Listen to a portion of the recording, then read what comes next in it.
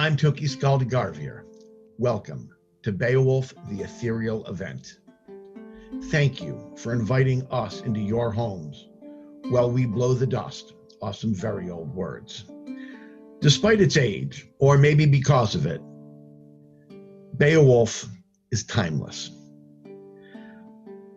I believe that it's as relevant today as it was when it was written, whenever that was. We don't actually know exactly when Beowulf was written. I believe it's relevant because it deals with themes that still matter today. It deals with the value of well-earned loyalty. It talks about the importance of leadership. It talks about the importance of generosity. It tells us that pride is a dangerous path. Oh yeah, they're monsters. I hope you enjoy Beowulf. Listen.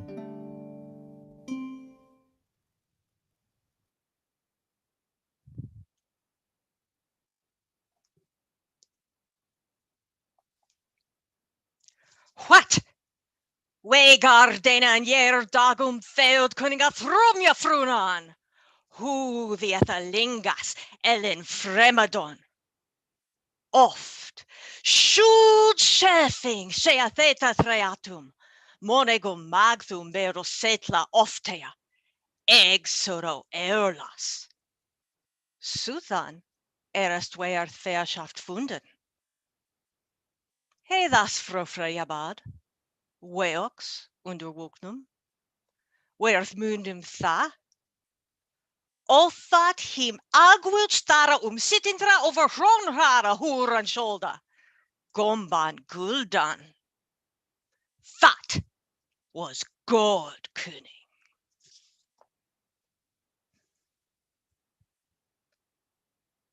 Much have we heard of the might of the Spear Danes, and of their folk rulers in former days, how famed princes practiced courage.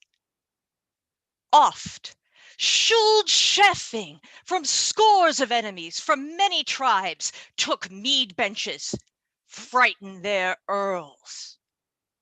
After first he was found with nothing. He knew comfort for it, flourished under heaven, honor found, until every border sitter circling tribe over the Wales highway had to obey him, give gold tribute. That was a good king. To the Danes, a boy was born afterwards, a son in the yard. The Savior sent him, comfort for spearfolk. He saw the sorrow that, Lord deprived, they long suffered. The Lord of life lent him word fame, glory wielder gave word honor. Beo was famous, first among Danes. Shuld's only son spread wide glory. So a young warrior should work goodness, give fine war gifts in his father's house, so that beloved companions later in age would stay willingly. When war might come, people would serve. Solely by praise deeds shall a man prosper among people tribes.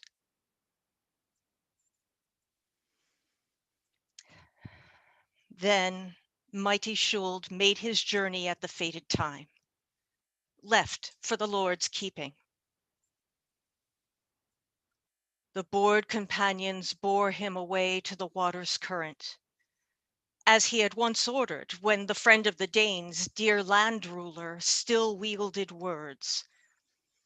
Many winters he ruled. A ship ring proud stood at the bay, icy, out eager, the Earl's sea steed. They laid down then their beloved lord in the ship's bosom, the bracelet giver, the famous one by the mast.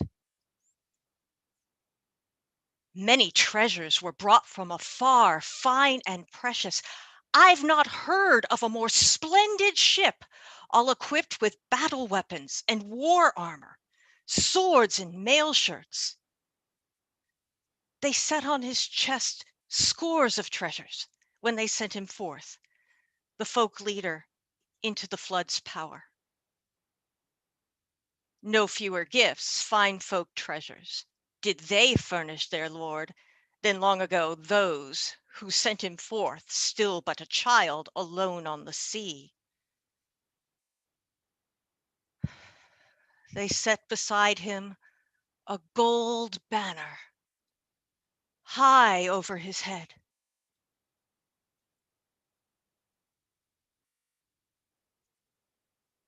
They let the brine sea bear off their lord. They gave him to the sea, sorrowed in mind, mourned in the heart. Men do not know, hall counselors, heroes under heaven, who received that freight, to say truly.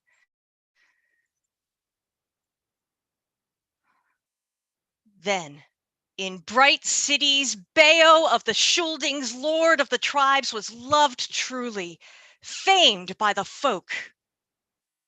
His father went elsewhere, the earl from the land. Afterwards was born the high Halfdan. He held while he lived, old and sword fierce, the splendid Schuldings. In all, 4 children famed in the world were born in this life to that battle prince, Heorogar, and Hrothgar, and Halga the Good. Ursa, I heard, was Onela's queen, dear bedfellow to the battle Schilfing.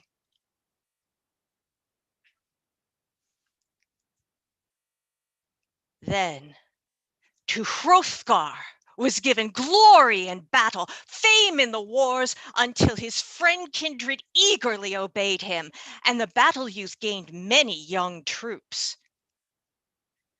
In his mind, he thought he would command men to construct a hall building, a house than Er's children had ever seen. And inside, to everyone, old ones and young, he would give freely what God gave to him, except folk holdings and freemen's lives. Then I heard widely, work was ordered. For many tribes throughout Middle Earth, a folkstead be adorned. In due season, men's speedy work made all ready. He who widely held the word's power named Heorot, the best hall building. He failed not his boasts, bracelets and rings he gave at the feast. The gold hall rose high and horn-gabled. Hate flame waited, hostile fires, hate between men, feud most deadly between father and son-in-law would awaken soon to sword fury. But then the strength spirit who stayed in darkness suffered his pain, impatient with torture, for he heard daily hall rejoicings, the harp's music, mead-shops singing loud in the hall. He who could tell it sang the first man-making.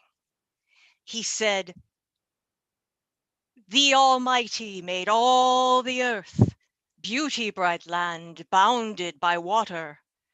The victor then set the sun and the moon, bringers of light to land dwellers. He then adorned, decked in leaf limbs, all earth sections.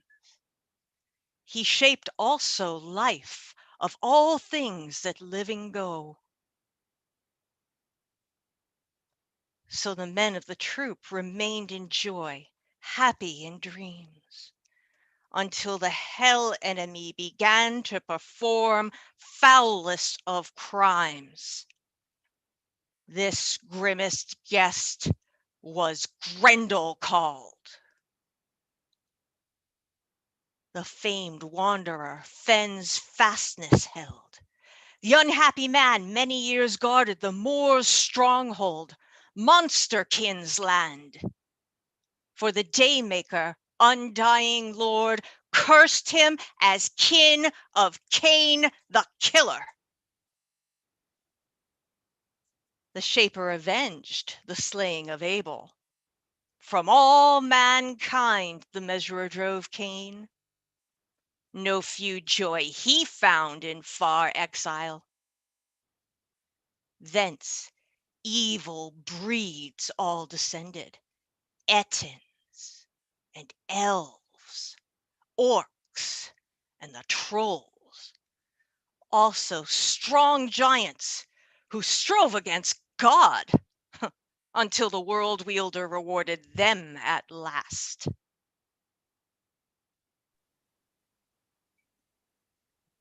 So Grendel, at nightfall, set out to see how the Ring-Danes were placed in the high house after their beer fest.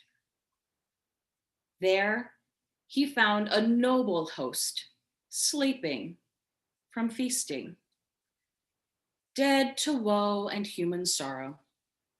The cursed beast, grim and greedy, ruthless and ripe for savagery, had soon snatched 30 thanes from their slumber, then returned, sated with spoils, with a feast of flesh to seek his lair. There, in half-light, before the dawn, Grendel's craftiness was revealed. After his feasting rose the lament in that morning cry. The mighty king, their fine leader, sat there sorrowing. The man suffered, mourning his thanes as they stared at the demon's foul trail, its strong poison lasting and lingering. Nor had they long to wait for more. Later, one night, Grendel again dealt more murder. Without remorse, his fate and fury held too fast to him. Then each warrior tried to escape him, searched for rest in different beds, as far from Heorot as they could find. Seeing how Grendel hunted when they slept, distance was safety. The only survivors were those who fled him. So Grendel ruled, defying the right, one against all, till the finest of houses stood deserted. 12 winter tides, long time. The Lord of the Shieldings suffered in anguish, every woe, seas of sorrow. So it was known to the sons of men, sung clearly in bitter ballads, that Grendel wrought long against Hrothgar, in fierce enmity, fighting and feud, a host of seasons in singular strife, refusing all truce with any man of the masked Danes to forego his fury, make reparation. None of those counselors expected recompense from the killer's hands. There, the dark death shade battened on young and old as he lay in wait and set snares in the night holding the misty moors. No man knows where hell's mysteries go roaming.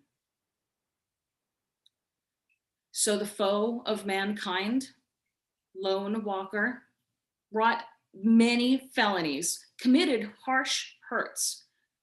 He haunted Heorot, the glittering hall in the dark of night, prevented from nearing the gift throne, the maker's treasure he held no love for. They were harsh times, heartbreaking for the Shielding's king. Many often sat, mighty in council, pondering a plan, what bold-minded men might do to best counteract the moments of terror. Oftentimes, they made sacred vows at pagan shrines, offered up prayer that some demon slayer would grant aid to the people. Such were their ways, their heathen hopes. In their heart's depths, they thought on hell. They knew not the Maker, the judge of deeds, blind to the Lord God, nor honored the heavenly protector, wielder of glory. Woe to the man who in his terror must give his soul to the fire's embrace, without hope of help or change. Blessed is the man who after death seeks for the Lord, finding peace in his Father's arms.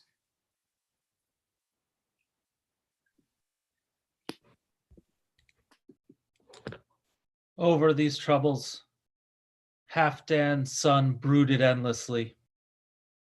The wise hero, mired in woe, too heavy the load, laden, long, lay on the people, nerve-wracking, nauseous, night evil.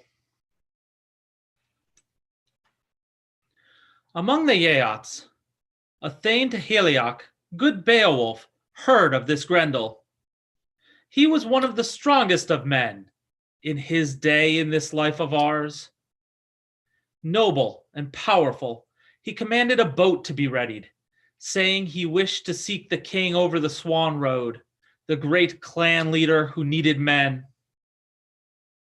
His clear-headed followers endorsed the venture, though he was dear to them, urging him on and seeking omens.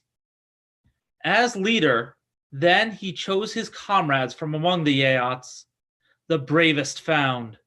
15 in total boarded the sea vessel, hard by the shore. He, their leader, skilled in shipcraft. It took time, the ship in the waves, boat on the water under the cliffs. Eager warriors climbed the prow. Currents swirled, sea churned the sand. Into the hold went the bright weapons, gleaming battle gear. Then they sailed, a willing crew in a well-founded ship. Over the waves, the wind behind them, foam before, the vessel, bird-like. Till on the second day, at the due time, the curved prow ended its voyage, and those seafarers sighted land, sunlit sea cliffs, towering pillars, wide headlands. The crossing complete, the journey done. They leapt ashore, those warriors out of Watermark, moored the vessel, chainmail clashed, the fine war gear. God be thanked, the path of the sea had proved calm. From the wall, the lookout saw them, the Scylding who guarded the cliffs, saw shields glitter on the gangplank, arms flourished. He determined to know who these men were, so he mounted and rode to the shore. Hrothgar's thane flourished his spear, his great shaft of wood, asked formally, "Who are you, adorned with war gear, clad in chainmail, who sailed the keel of your tall ship across the sea lanes, here over the water?" Stationed here, I am the watchman, ward of the coast, so that no enemy come from the sea might ravage these Danish lands. Never so openly have men arrived, bearing limewood shields, lacking the passwords our leaders granted. Without their consent, never have I seen a mightier lord of the earth, warrior in war gear. You are no vassal, ennobled by battle, unless you alone belie all appearances. I must know your lineage now, lest you go on, as men mistrusted, fare further in the lands of the Danes. Now strangers out of the sea, know my one thought. It's best to say, and quickly, where you hail from.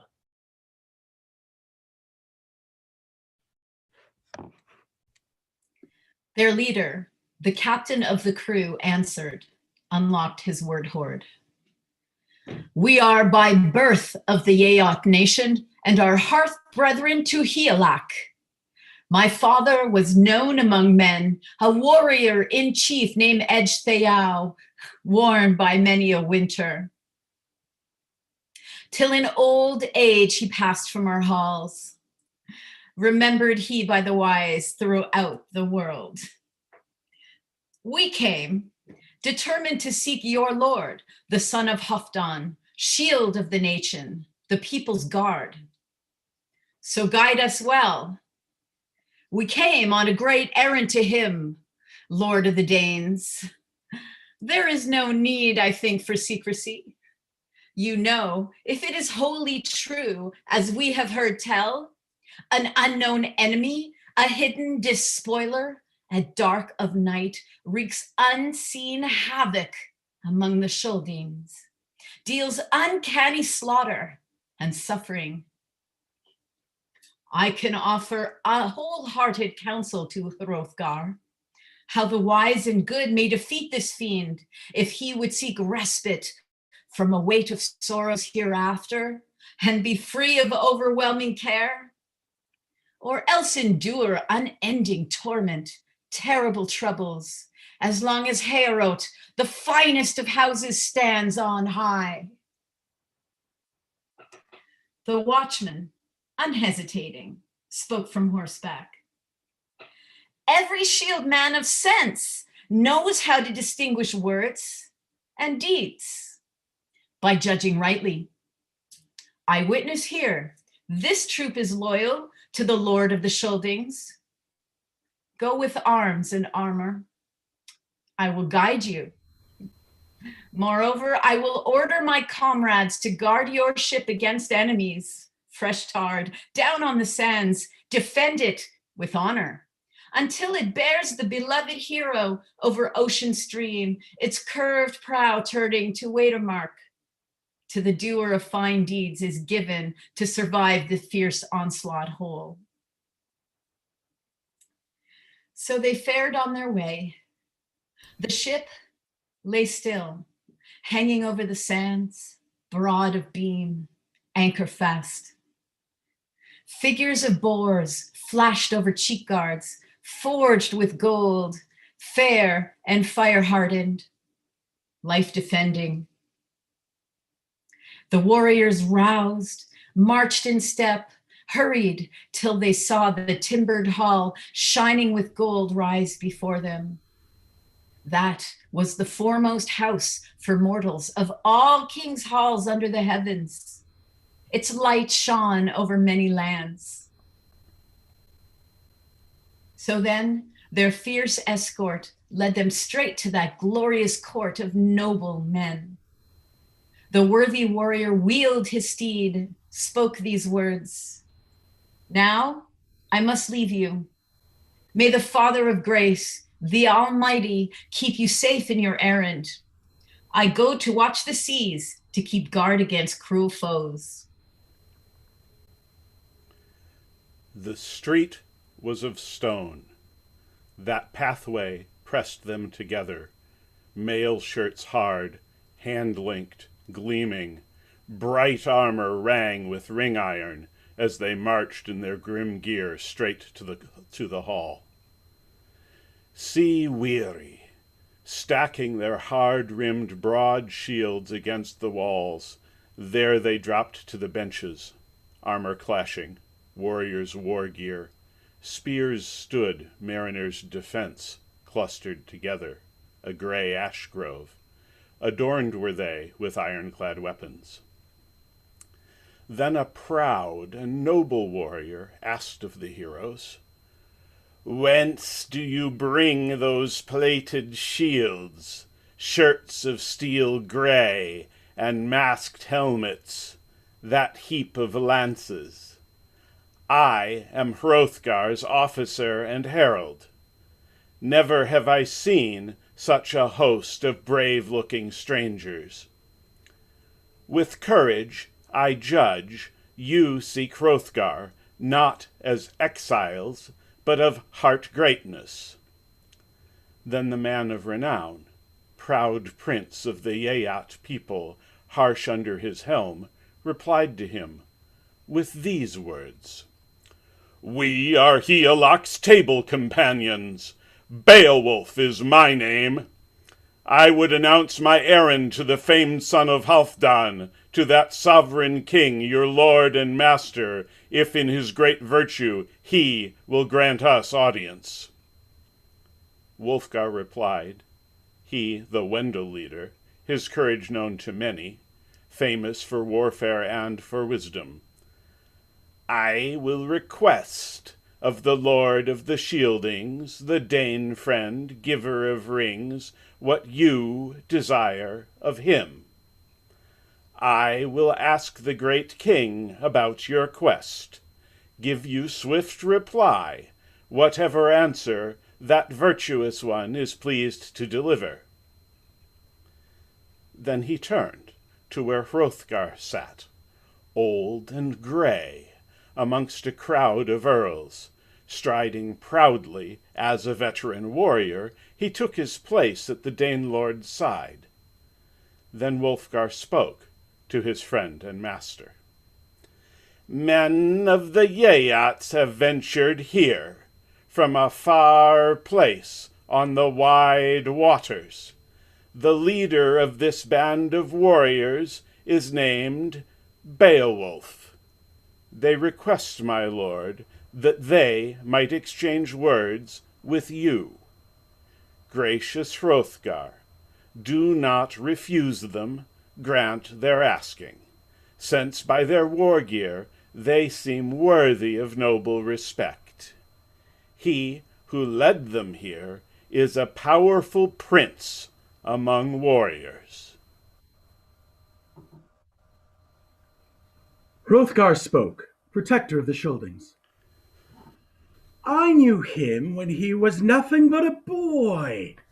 His father was called Ecgtheow, to whom Hrethel the Yeyat gave in marriage his only daughter. Now his daring son has come here, sought a loyal friend.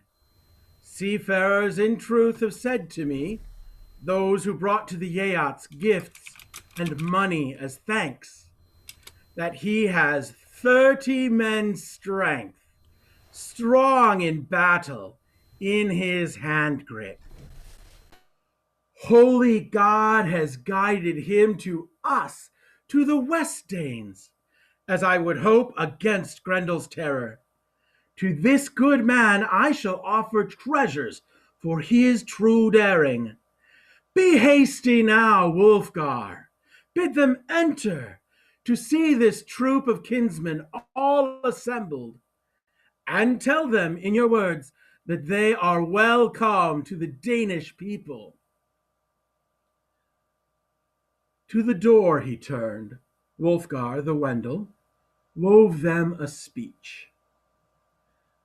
"My conquering lord commands me to tell you, ruler of the East Danes, that he knows your ancestry, and you are to him, hearty spirit, welcome hither from across the rolling waves. Now, you may go in under your war gear, under your helmets, to see Hrothgar.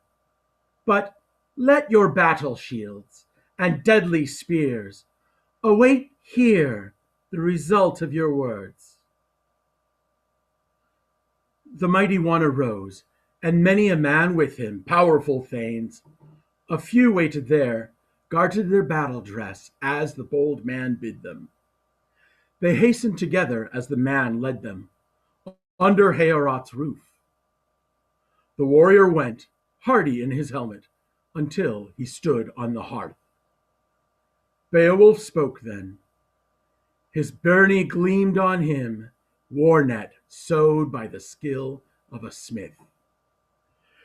Be well, Hrothgar!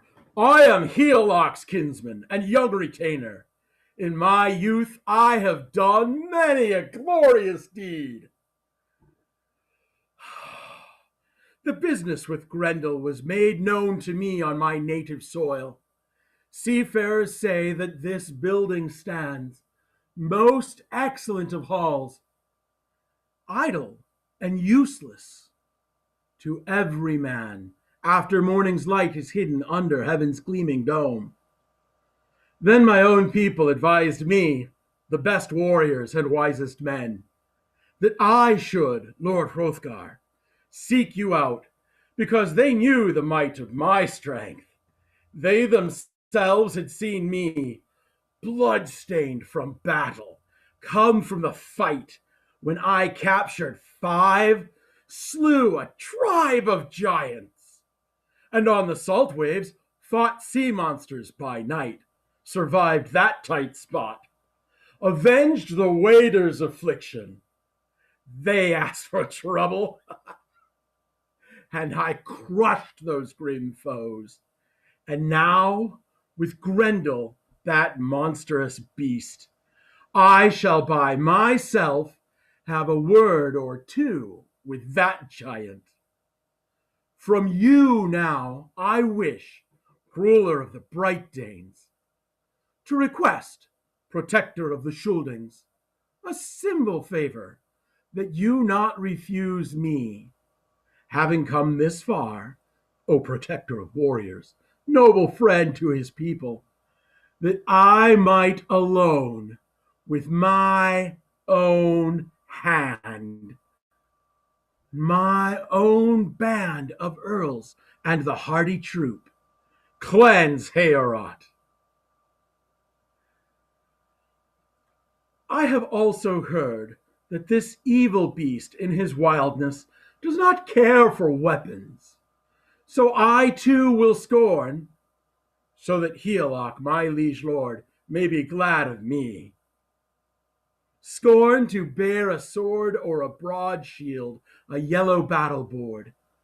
But with my grip I shall grapple with the fiend and fight for life, foe against foe.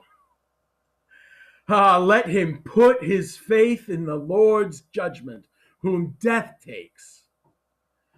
I expect that he will, if he is allowed to win, eat unafraid the folk of the Yeots in that war hall, as he hath often done the host of the Frethmen. You'll have no need to cover my head. He will have done so, gory, blood-stained, if death bears me away. He will take his kill, think to taste me. He will dine alone without remorse, stain his lair in the moor. No need to linger in sorrow over disposing of my body. Send on to Heoloc, if the battle should take me, the best battle dress, which my breast wears, the finest of garments. It is Hrathel's heirloom, the work of Wayland. Weird always goes as it must. Then Hrothgar replied, the Scyldings' protector, for our past deeds, and out of kindness, you have now sought us, Beowulf, my friend. your father struck up a mighty feud, slayer of Heathalaf among the Wolfings by his own hand. Then the treaty folk could not harbor him for fear of war, and so he traveled to the land of Southanes over rolling waves to honor Scyldings. That was when first I ruled the Danes and held in youth a gem-rich kingdom, bright fort of heroes. Heragar had died, the son of Halfdan, my older brother no longer alive. He was better than I. Later, I settled the feud by payment. I sent to those Wolfings over the water's ridge fine old treasures. Your father swore me oaths. It gives me great pain to have to reveal to any man what fearful attacks, shame, and disaster Grendel has brought me in his persecution. The ranks in my hall, my men, are less. Fate swept them off in Grendel's terror. Yet God may easily stop the mad deeds of the foolhardy ravager. Often, indeed, my warrior thanes boasted over ale-horns, bold in their mead, that they would meet Grendel's attack in the banquet hall with a rush of swords. But at dawn, this mead hall was bright in blood. All the bench planks a running slick, the hall red with gore. I had fewer men, loyal comrades, after such deaths. Now, sit at the feast, unbind your thoughts to men, great warrior, as your heart desires. Then a bench was cleared, room made in the hall for the gathered waiters standing in a troop. The courageous men took their seats, proud in their strength. A thane did his office, carried in his hands the gold ale flagons, poured bright mead. At times the shop sang, bright-voiced in Heorot. There was joy of warriors, no small gathering of Yeats and Danes. Unferth then spoke, Edgelap's own child, who sat at the foot of the Speardane's lord. He unbound battle runes. Beowulf's errand, that proud seafarer, insulted him greatly, for he did not wish any war hero on Middle-earth under mighty heaven to care more for honor than Unferth himself. Are you that Beowulf who with Breca fought, strove in swimming on the sea waves wide? You too, for pride, tested the waters, for vain glory, ventured your lives in deep waters. No warrior dear nor hated foe could halt or dissuade you from the sad journey when you swam the sea, embraced in your arm the brine waters. You measured the sea street, swung out your hands, glided over waters. The winter's flood welled the sea waves. In water's might, you worked a week. He won at swimming, his might greater. Then at morning tide, the sea bore him to Battle Ramus.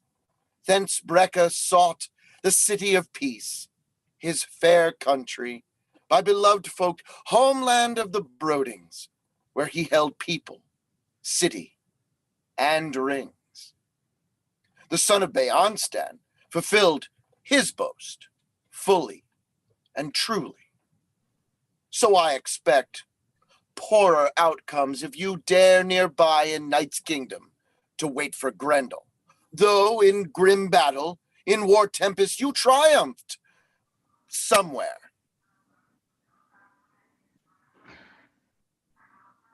Beowulf spoke, the son of Ecgtheow.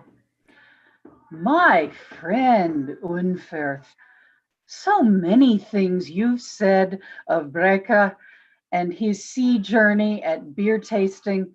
Truly, I say that I possessed sea strength greater, more ocean work than any other man. When we were boys, we both boasted. We agreed that when we were still in youth vigor, we would venture our lives on the sea waters, and so we did. When we rode the seas, our swords unsheathed hard in our hands, we hoped to protect ourselves from the brine whales. Brecca would not float very far from me on the floodwaters, swift on the waves, nor would I stray from him. We were together on the wide waters for 5 nights' time until the floods split us. Churning waters, coldest weathers, darkening night, and north wind's battle turned grim against us. Turbulent waves roused in spirit the sea creatures. Against baleful foes, my body shirt, hard and hand-linked, helped me in need. Adorned war gear woven with gold lay on my breast. To the bottom it pulled me. The hostile foe held fast to me, grim in its grip. It was given to me to strike the foe with my sword's edges, my warlike blade. Battle storm took the hardy sea beast through my hands fighting. The hateful foes harried me fiercely, threatened me often, but I served them with valiant sword, as is very fitting. The evildoers had no dining joy had at the feast when they fed on me. They sat down to feast at the sea bottom, but in morning light, they lay above the wave leaving, wounded by blades, lulled to sword sleep. Those seafarers never hindered high ford pathways ever again.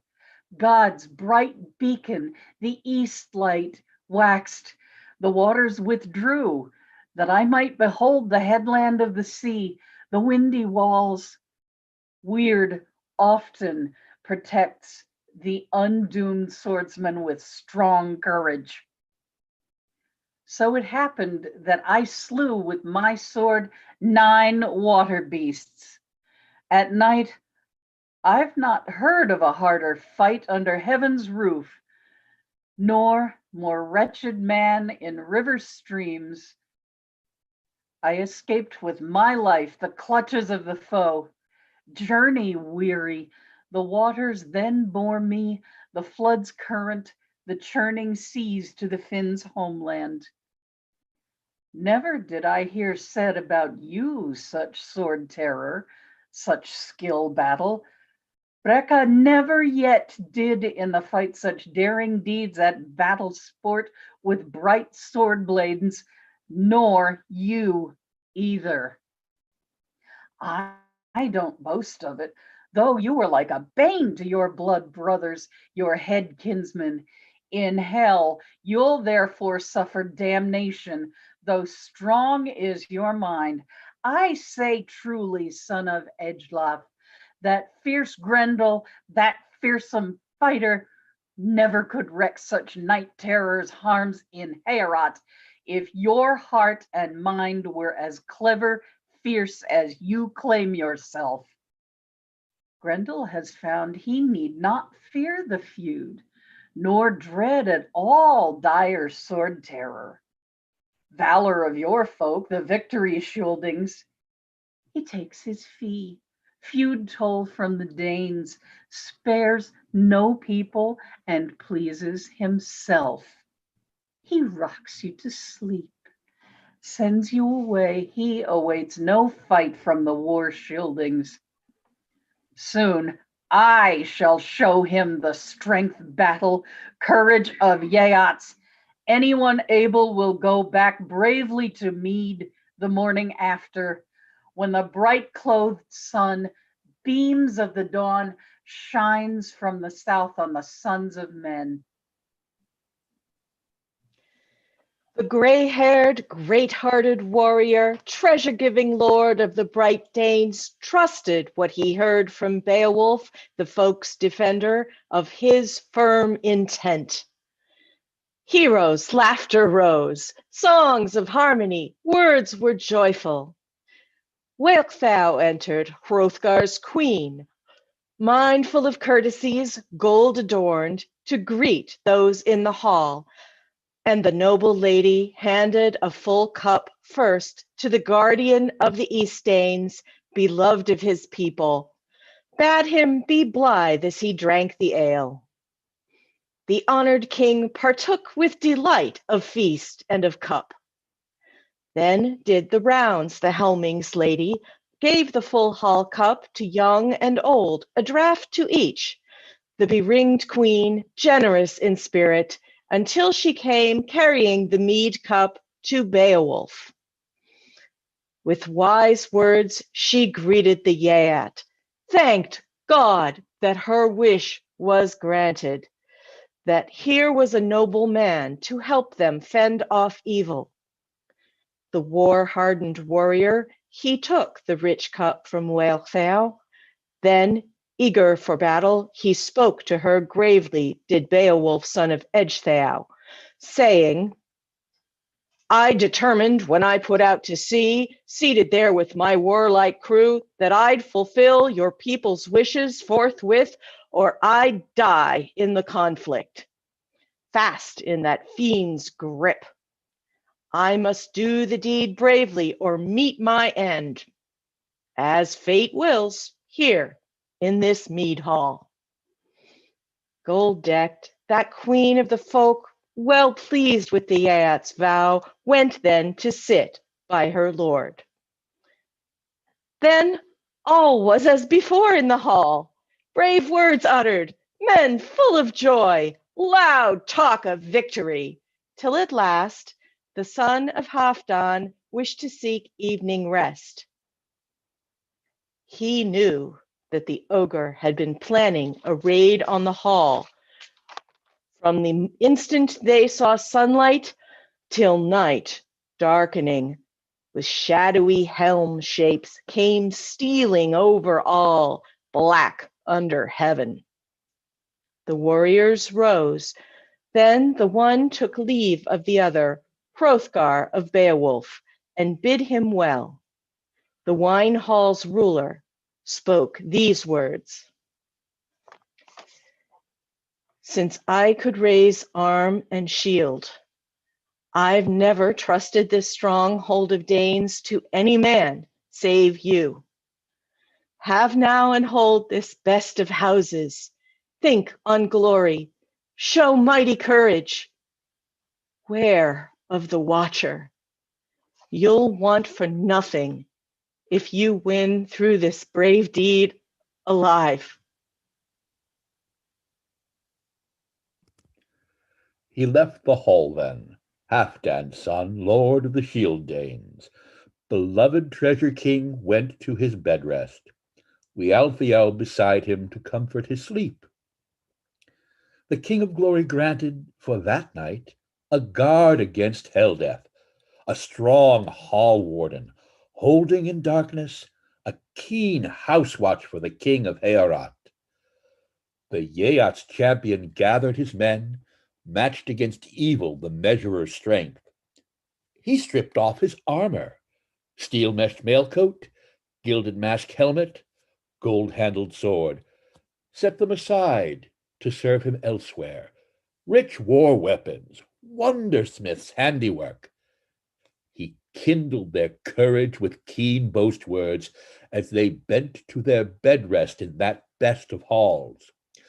No meaner am I in mortal combat, grim hand wrestling, than Grendel himself. I will not send him to sleep with my blade, carve out his life, though I could. Easily. He has learned nothing of linden shield play, fighting with armor, fearless though he be in dark fane murder. On this dangerous night, we'll have no sword play. If he seeks me here, no clean weapon fight. Then the wise Redeemer will show his mercy. The Shaper of all will measure us both and bring judgment here. He bent to his bolster. Beowulf the Geat put his head to rest.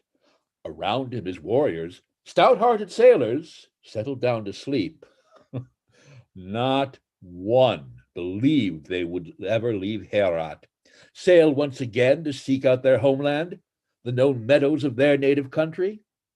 Too many stories of that tall wine hall, emptied of Danes by dark night slaughter, had found their ears. But the father of men wove them battle speed.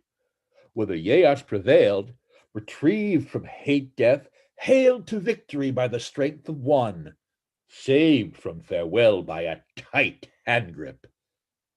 It truly is known that God manages men of this earth. He slipped through the darkness, under deep nightfall, sliding through shadows.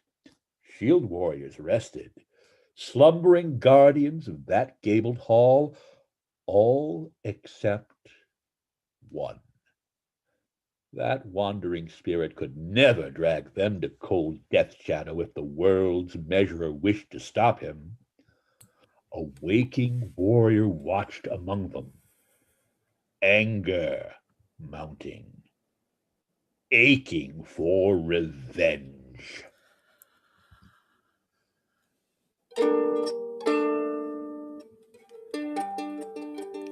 The comb of Mora, under Misleathum, Grendel Gongan, Goddess Urbar, Muntase Manshatha, Manakuna Sumna Bisurwan, in Selavam Heon, Wod under Woknum, to thus they hay win wretched, Gold Selagumina, Yerawast Wisa, Fatum Fana.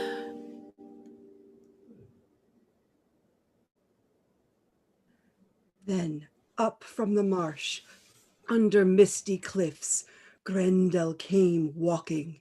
He bore God's wrath. The evil thief planned to trap some human, one of man's kind, in the towering hall. Under dark skies he came, till he saw the shining wine hall, house of gold giving, a joy to men, plated high with gold. It was not the first time he had visited Hrothgar. Never in his life, before or after, did he find harder luck or retainers in hall. The evil warrior, deprived of joys, came up to the building. The door burst open, though bound with iron, as soon as he touched it, huge in his bloodlust. Enraged, he ripped open the mouth of the hall, quickly rushed in. The monster stepped on the bright paved floor, crazed with evil anger. From his strange eyes an ugly light shone out like fire. There in the hall, he saw many men, the band of kinsmen all sleeping together, a troop of young warriors. Then his heart laughed. Evil monster, he thought he would take them all before day came. Eat them all, take the life from each body. The gluttonous thought of a full-bellied feast was hot upon him. No longer his fate to feed on mankind after that night. The mighty man, kinsman of Higelac, watched how the killer would want to move in sudden attack. Nor did the monster think long to delay. He lunged the next moment, seized a warrior, gutted him sleeping, ripped him apart, bit into muscles, swilled blood from veins, tore off gobbets. In hardly a moment had eaten him up, all of the dead man, even hands and feet. He stepped further in and caught in his claws the strong-minded man where he lay on his bed. The evil assailant snatched at him, clutching. Hand met claw. He sat straight at once, thrust the arm back. The shepherd of sins then instantly knew he had never encountered in any region of this middle earth, in any other man, a stronger hand grip. At heart, he feared for his wretched life, but he could not move. He wanted to escape, to flee to the fen, join the devil's rout. Such greeting in hall he had never met before in his life. Then the brave man remembered, kinsman of Higelac, his speeches that evening, rose to his feet and held him close. Fingers snapped. The giant pulled away. The noble moved with him. The ill-famed creature thought to go elsewhere, anywhere possible, away from the hall, into deep marshes, felt his fingers in a terrible grip. An unhappy journey he had made, the evil harmer, to Heorot.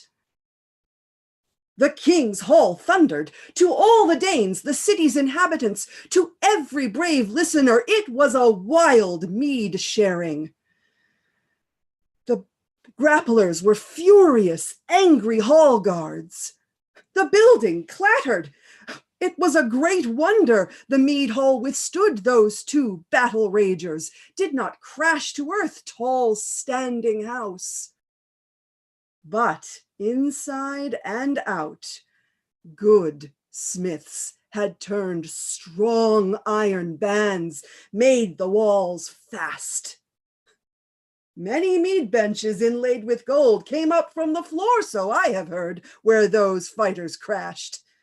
Before this, the wise men, Schulding counselors, had not expected that any warrior could ever destroy it, splendid, horn, bright, by ordinary means, pull it down by craft, unless licking fire should swallow it in flames.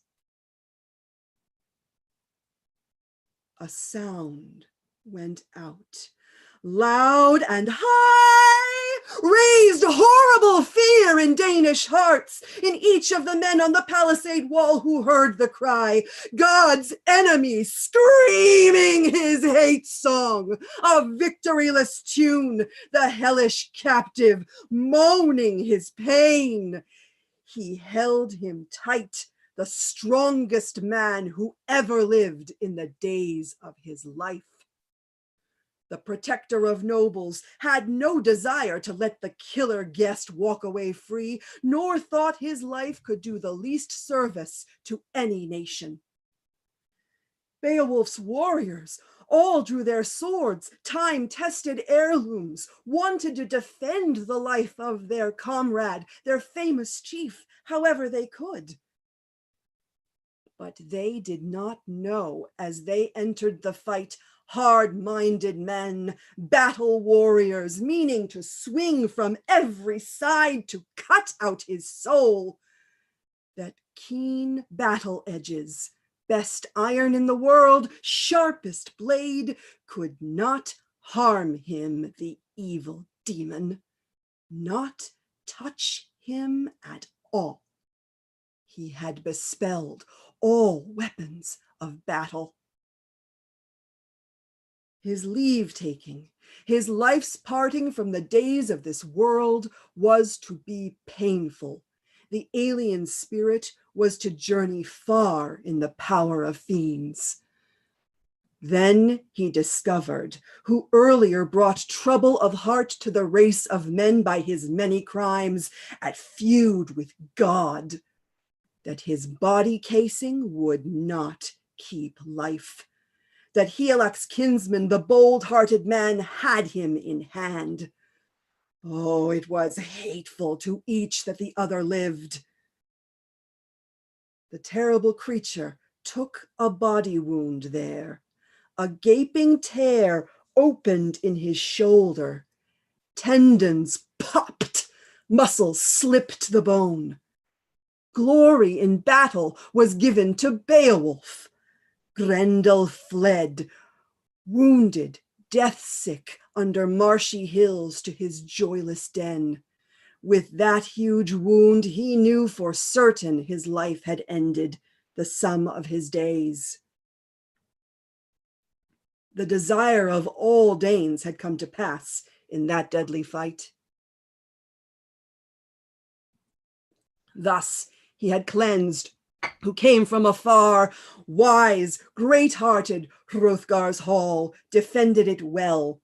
He rejoiced in his courage, in his great night work. The Geatish man had kept his boast to the men of the East Danes, had also bettered every distress. The evil sorrow they long had suffered in hardest need had had to endure no small grief. It was a clear sign once the brave man fastened the arm from hand to shoulder. There altogether was Grendel's claw under the high roof. I gather from tales that around the gift hall the next morning were many warriors.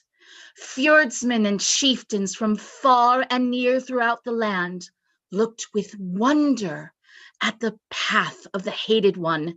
His parting from life mourned not at all by any of the men who saw the beaten one's bloody footprints. How wearily he went away to the monstrous mere, making a blood trail. The fighting had mauled him. He was fleeing and doomed. Blood was rising in the roiling water, where horrid waves of hot hell gore, the deep battle blood boiled from the depths. His death coming, he cowered, joyless, set down his life in the safety of the fen. His heathen soul by hell was taken.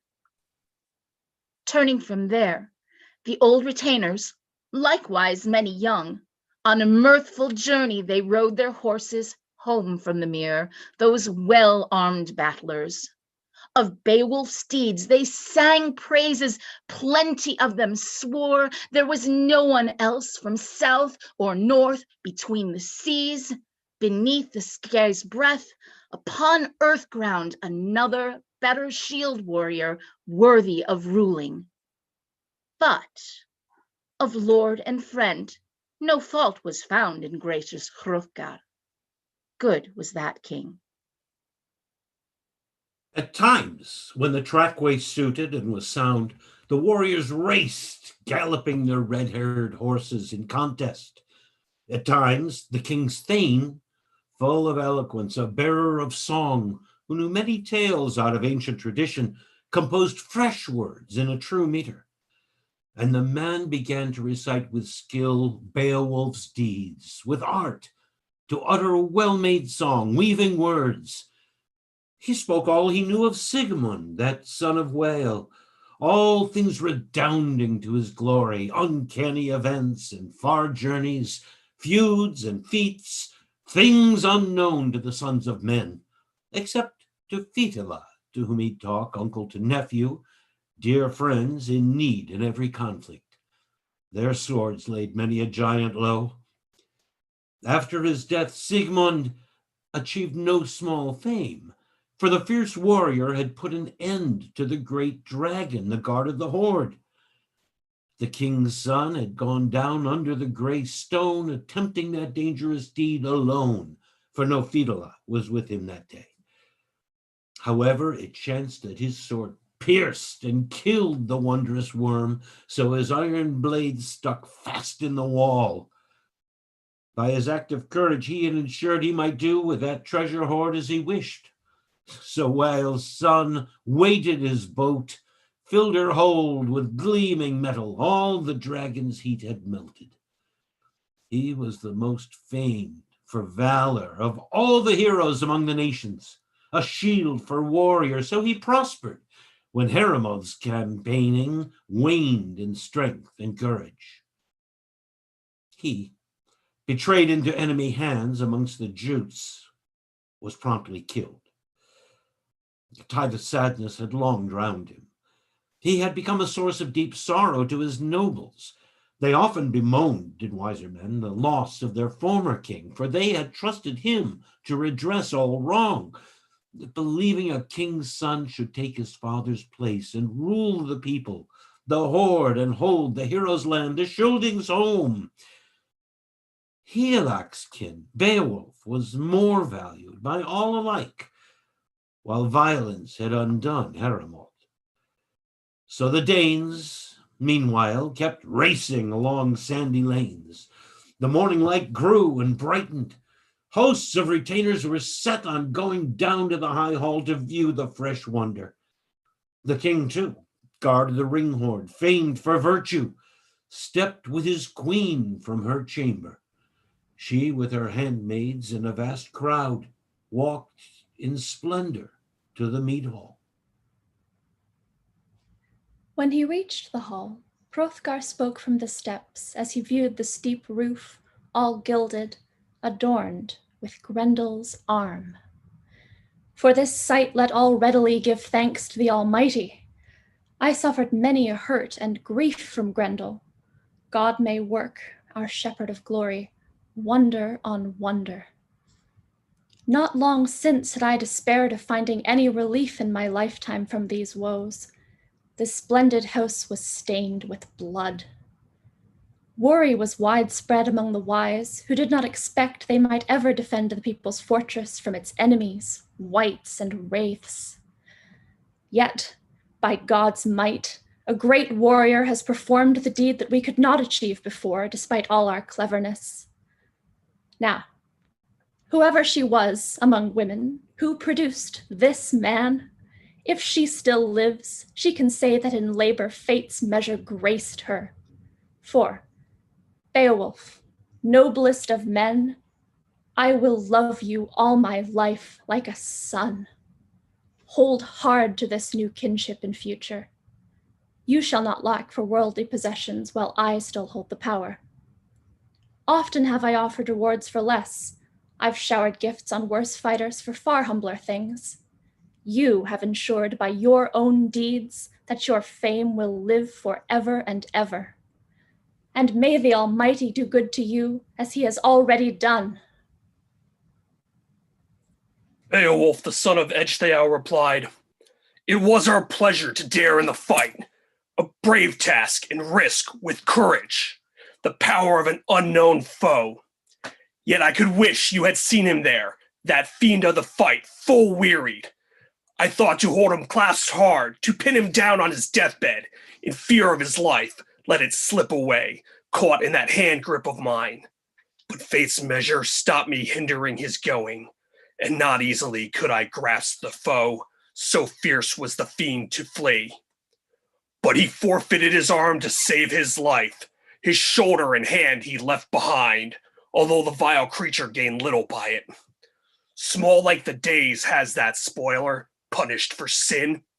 His wound holds him in its harsh grip. He's narrowly caught in its baleful bond.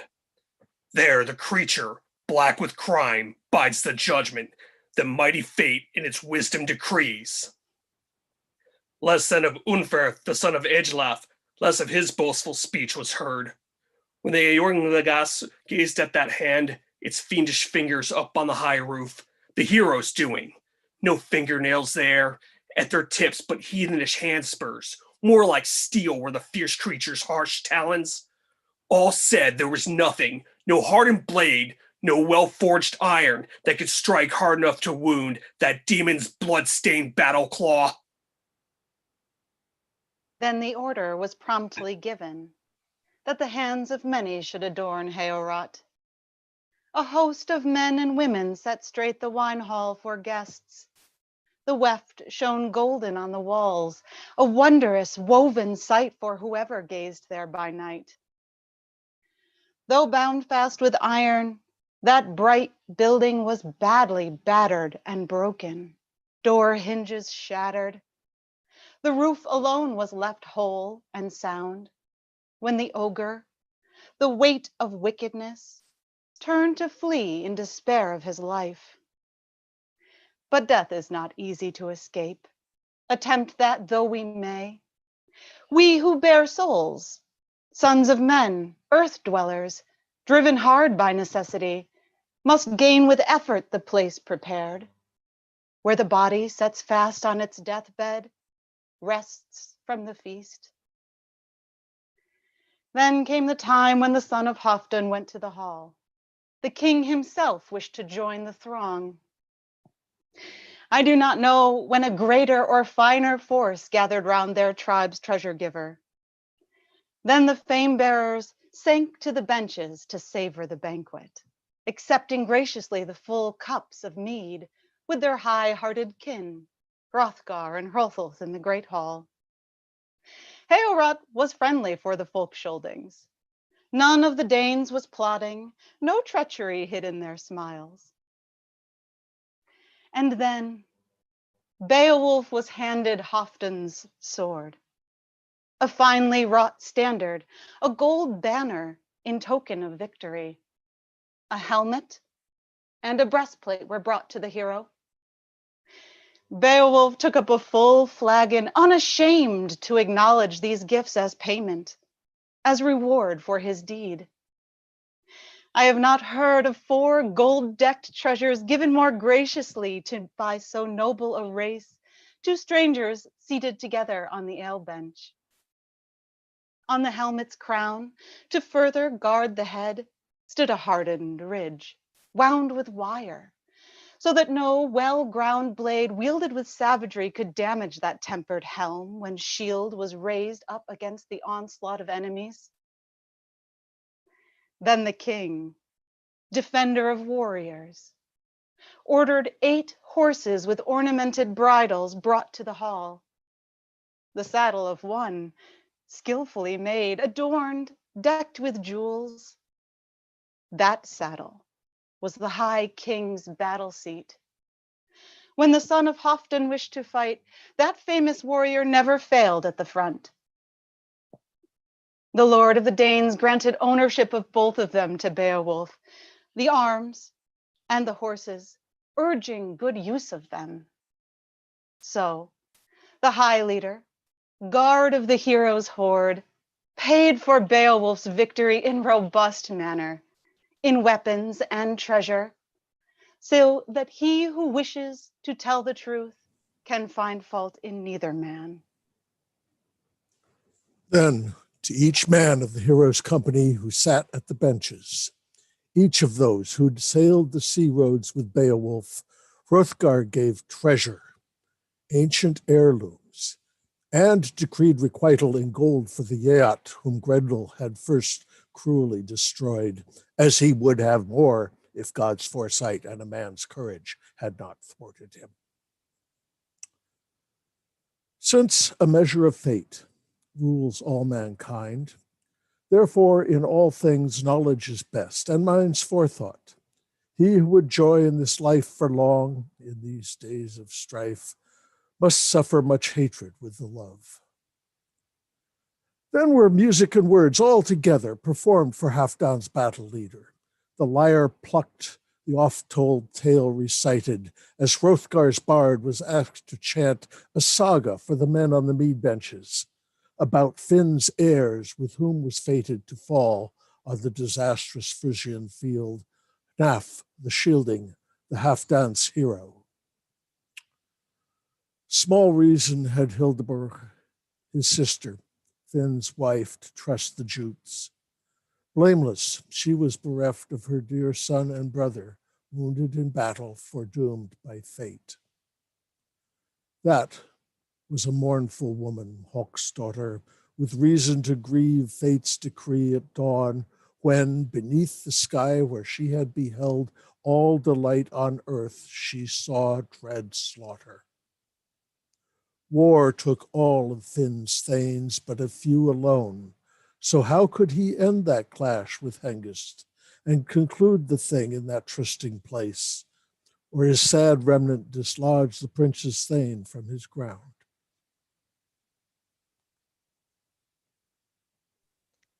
Then hastened the heroes their homes to see, friendless, to find the Frisian land, houses and high burgs.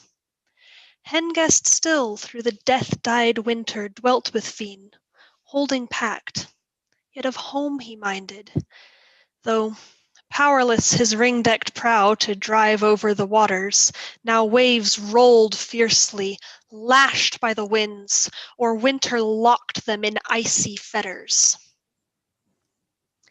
Then fared another year to men's dwellings, as yet they do, the sun-bright skies that their season ever duly await. Far off was winter driven, fair lay earth's breast, and fain was the rover, the guest, to depart, though more gladly he pondered on wreaking his vengeance than roaming the deeps, and how to hasten the hot encounter where sons of the Frisians were sure to be found.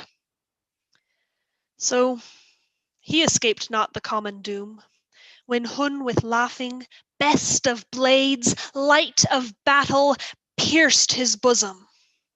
Its edge was famed with Frisian earls. On fierce heart Finn there fell likewise, on himself at home the horrid sword death. For Guthlaf and Oslaf had sorrowing told of grim attack from seaways landed, mourning their woes.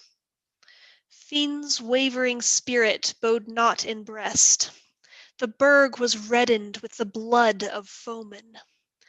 Finn was slain, king among clansmen. The queen was taken. To their ship the Scyldings bore all the chattel the chieftain owned, whatever they found in Finn's domain of gems and jewels. The gentle wife, o'er paths of the deep to the Danes they bore, led to her land. The lay was over, the gleeman's song. Then glad rose the revel, bench joy brightened. Bearers drew from the wonder vats wine.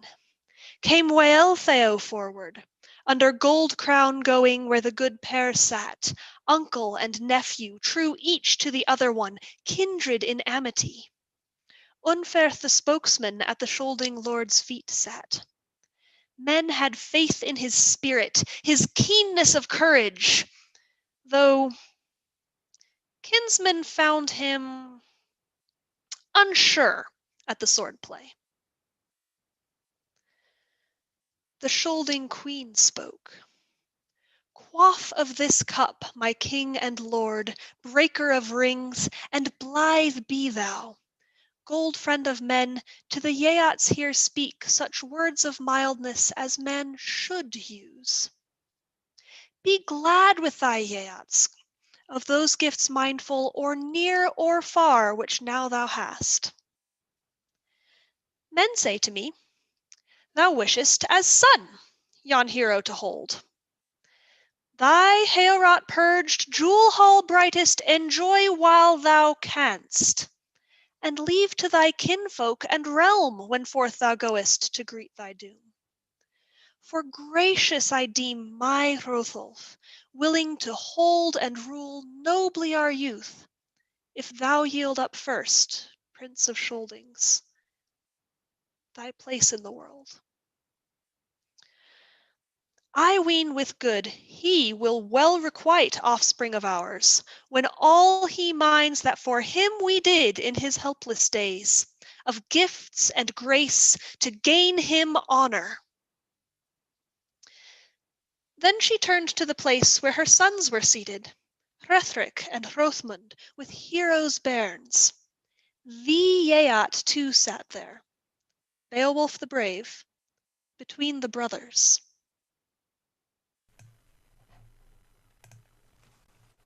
A flagon was brought him, and friendship passed aloud in words, and wire-wrought gold given with a will, 2 rich armbands, a mail shirt, and rings, and the largest gold collar ever heard of on earth, so it is told. No better treasures, gold gifts to heroes, were known under heaven, since Hama bore off to the shining city the Brosing's necklace, gem-figured filigree. He gained the hatred of Eormenrich the Goth, chose eternal reward. This collar ring travelled on Higelac breast on his final voyage, nephew of Swerding, when under the standard he defended his treasure, spoils of the kill. Fate took him off that time he sought trouble, stirred up a feud, a fight with the Frisians in his pride and daring. He wore those gold wires, rarest gemstones, across the cup of waves, a mighty prince. He fell beneath his shield. Into Frankish hands came his life, body gold, and the great ringed collar. Lesser warriors rifled the corpses after the battle harvest. Dead Yeots filled the field. Now, cheers for Beowulf rose. Then Wealhtheow spoke before all the company. Enjoy this neck ring, the treasure of a people, my dear young Beowulf, and have good luck in the use of these war shirts. Have all success. Make known your strength, yet be to these boys gentle in counsel. I will not forget you for that. You have brought it about that near and far none but admire you and always will, a sea-broad fame walled only by wind. While you may live, be happy, O Prince. It is right that I grant you these jeweled treasures. Be to my sons gracious in deeds, winner of hall joys, in your great strength. Each noble here is true to the other, every kind heart doth loyal to lord. The thanes are united, a nation prepared. Our men, having drunk, will do as I ask. Then she went to her seat. It was a great feast. They drank rare wine. Little they knew of their long-prepared fate as it came again fiercely. To many a noble once evening had come, and mighty Hrothgar retired to his chambers, the king to his rest. A great many men occupied the hall, as often before, cleared away bench planks, laid out their bedding. One of those beer drinkers who was soon to die lay down to hall rest, ripe in his fate. At their heads were placed their round battle shields, bright linden wood. Above each noble you could see his war helmet gleaming on the bench, its high crown and his iron ringcoat strong thrusting shaft. This was their custom, to be ready for battle at any time, at home or out harrying, whichever occasion might turn to a time when their sworn lord had need of their strength. They were a good troop. They sank into sleep.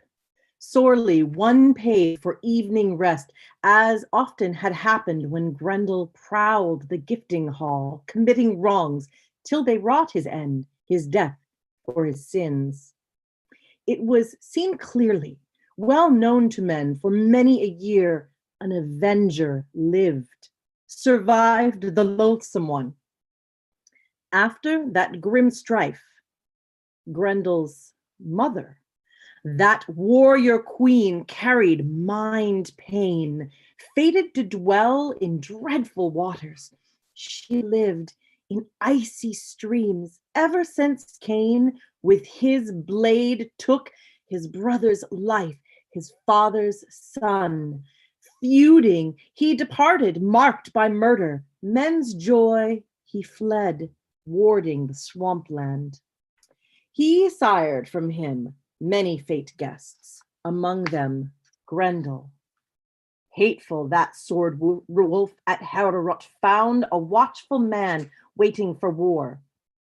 The beast then grasped Gift Hall's warden, but The man remembered his mighty strength, the ample gifts God had bestowed, and turned to the ruler, trusting his comfort, mercy, and grace. Thus, monster he overcame, settled that hell fiend who slunk out wretched, his joy stolen, stalking his death place, that foe of mankind.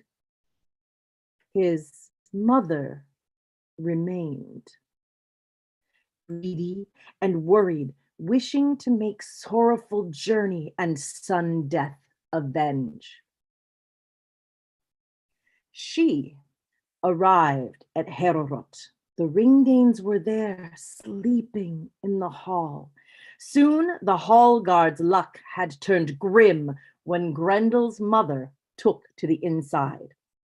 The terror was less, only measuring a maiden's strength, a woman's war might to weapon man's, when hammer forged, hardened striker, stained by bloodshed and strong its edge, breaks the rival's boar-crested helm. Then in the hall, the hard edge was drawn, swords on the benches and battle shields hefted by hands. No helm was thought of, nor hardened mailcoat. When horror seized them, she came hurriedly. Escape she wished for, her life to save, when she saw these war men. She took a captive, caught up a thane, took to the marsh a man of worth.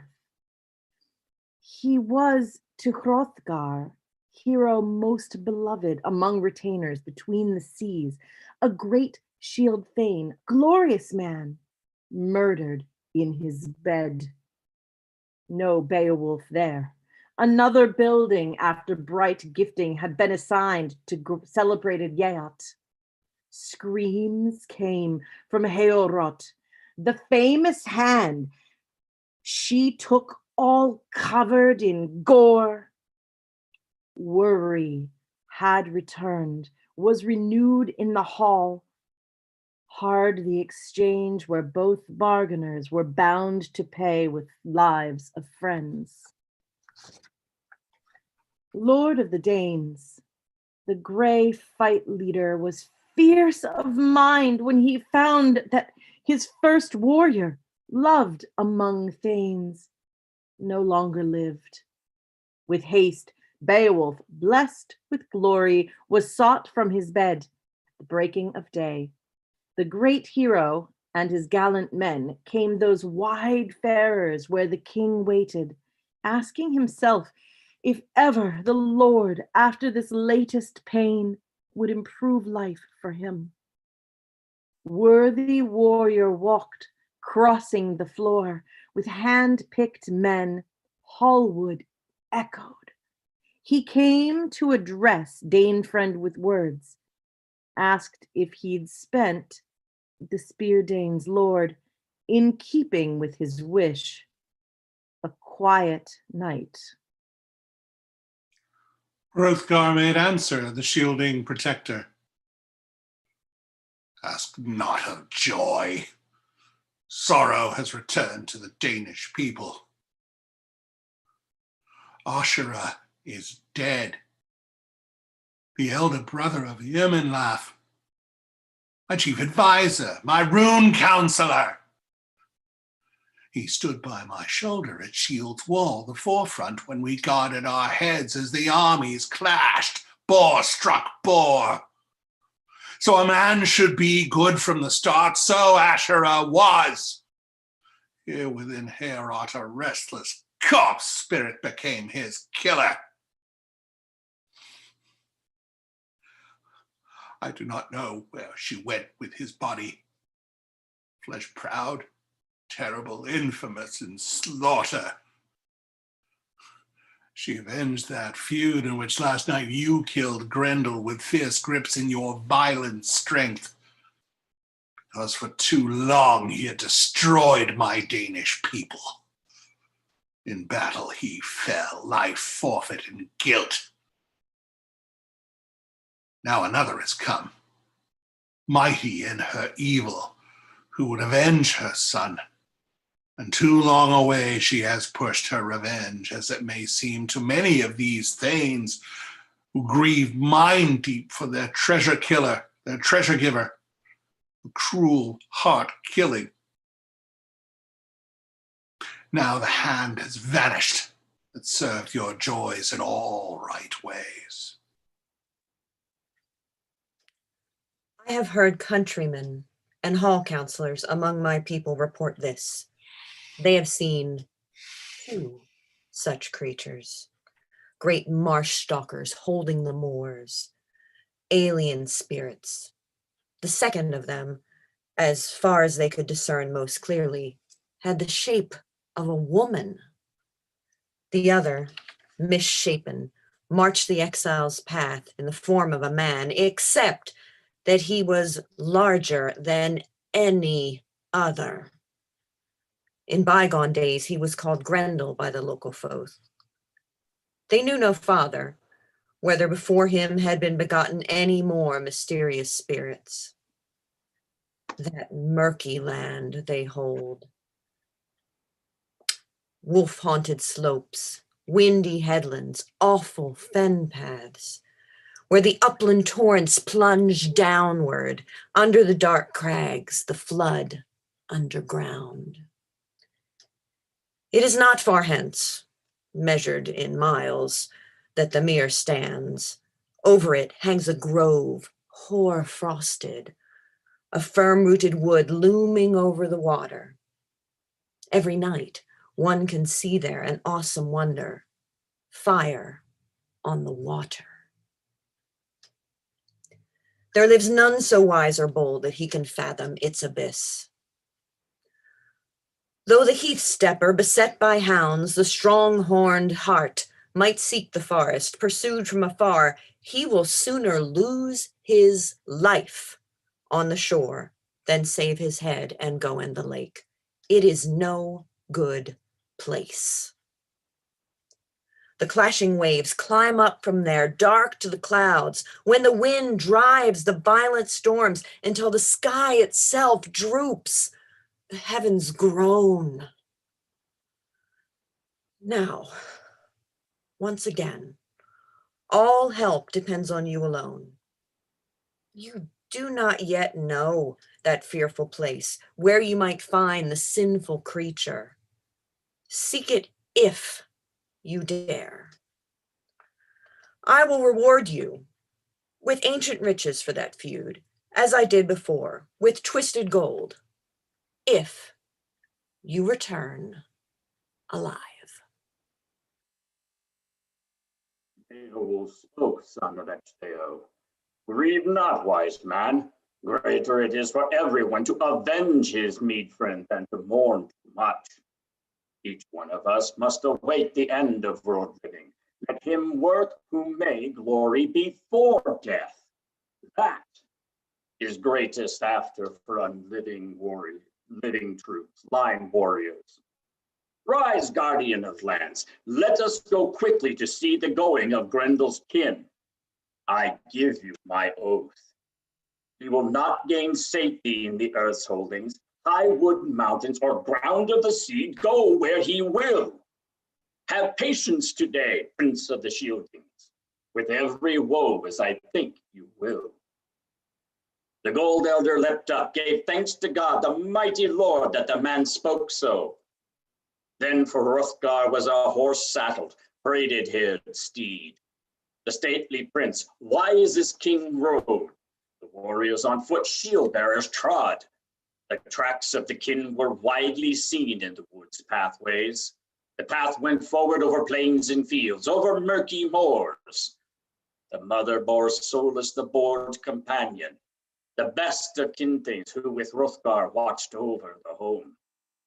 The kinson of nobles crossed over then the steep stone cliffs, broad danger bluffs, narrow pathways unknown to men, tight just for one, and sea-kins' homes. One of the wise men went up in front to scout ahead, see the country, until he found suddenly a friendless wood, great mountain beams over gray hoar stones, woodland leaning. towers water stood beneath, dreary and disturbed. The Danes, one and all, each meed noble, many obtain, friend of the shieldings, suffered soul grief, sadness in heart, when they happened upon Aesir's head on the sea cliff. The people watched. Water welled up with hot blood gore. Horns sang again eager war songs. Warriors sat and saw in the water strange sea dragons, many wormkin, wild beasts, and snakes exploring the sea. On the slope of the headland, such monsters lying on the sail highway at dawn morning. They make most often a sorrowful journey. Sharp and angry, they hastened away. They heard soundings, war horns singing. A shieldman of the yachts cheered from life one sea battle with his arrow bow. Battle shaft hard stood in its vitals. Slower to swim was he in the deep when death took him. He was harried hastily, harshly on the waves, barbed with war hooks and boar lances. The wondrous wave bearer worried with sorrows, hauled unto the bluff. Battlemen viewed the pale spirit. Then Beowulf showed no care for his life, put on his armor. His broad mail shirt was to explore the mere, closely hand-linked, woven by craft. It knew how to keep his bone house whole, that the crush of battle not reach his heart, nor hateful thrusts of enemies his life. His shining helmet protected his head. Soon it would plunge through the heaving waters, stir up the bottom. Its magnificent headband inset with jewels, as in times long past a master smith worked it with his wondrous skill, set round its bore plates that ever afterwards no sword or war axe could ever bite through it. Not the least aid to his strength was the sword with the long wooden hilt, which Hrothgar's spokesman now lent him at need, Hrunting by name. It was the best of inherited treasures. Its edge was iron, gleaming with venom twigs, hardened in war blood. Never in the fray had it failed any man who knew how to hold it, dared undertake the unwelcome journey to the enemy's homestead. It was not the first time it had to perform a work of great courage. The son of Ecglaf, clever and strong, could hardly have thought of his earlier words, spoken while drinking, as he gave that weapon to the better swordsman. He did not himself dare risk his life under clashing waves to test his courage. He lost fame for that, his name for valor. It was not so with Beowulf. Once he was dressed, prepared for battle.